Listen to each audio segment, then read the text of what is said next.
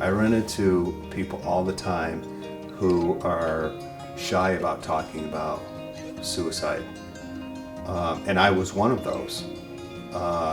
For a lot of years I just didn't talk about it.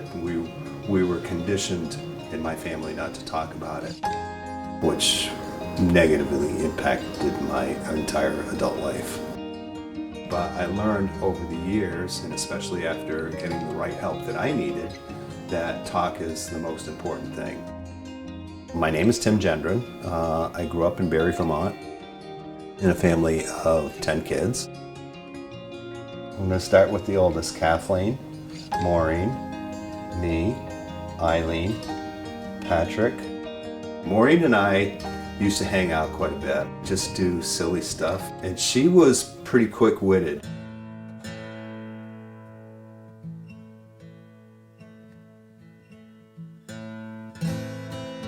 I didn't know that there was anything going on. I mean, I was 19 years old, and I'm just wrapped up in my own world, just so self-absorbed. So it was a total shock to me that she took her life. And that day, I mean, she borrowed my car because she had some errands to run and get the two youngest off to school. And then she was supposed to pick me up at work, and she never showed up. I've never felt suicidal myself because I know the pain and the grief and trauma that causes. And I couldn't do that to my sisters. I was so certain that after Maureen died, that suicide could never happen in my family again. And I was so wrong.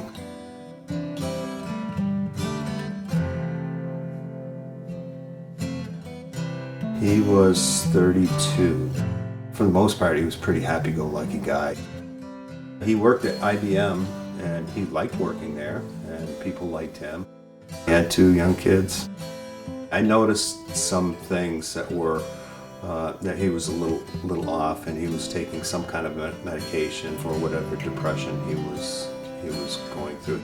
I noticed a mood change, but it wasn't unusual for him to be kind of moody at times.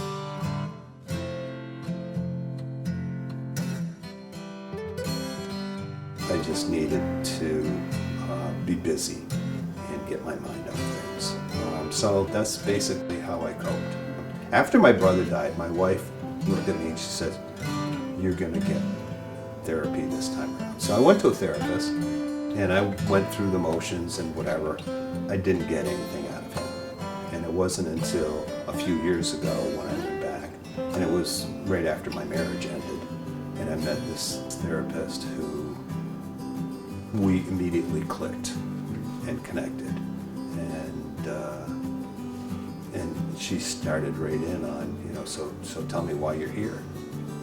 And I told her about the two suicides. And I could hear the empathy, and I could see it in her face. And it was at that moment that I thought, okay, this is going to be different than the other guy. And it was. And it was a lifesaver.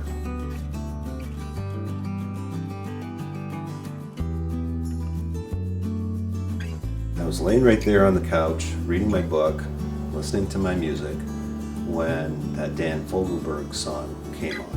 And I've heard the song many, many times, but I never really listened to the lyrics.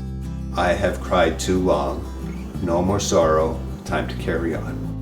This time I was listening to the lyrics, it was like, okay, time to let go. And it was this very same day that it was like a brick on the side of the head. Like, how come you're not doing anything for suicide prevention? That's when I picked up the phone and I called CHL and told them my story, and I said, I think I can help somehow. What can I do? So that started my journey with suicide prevention, and then I got connected with AFSP.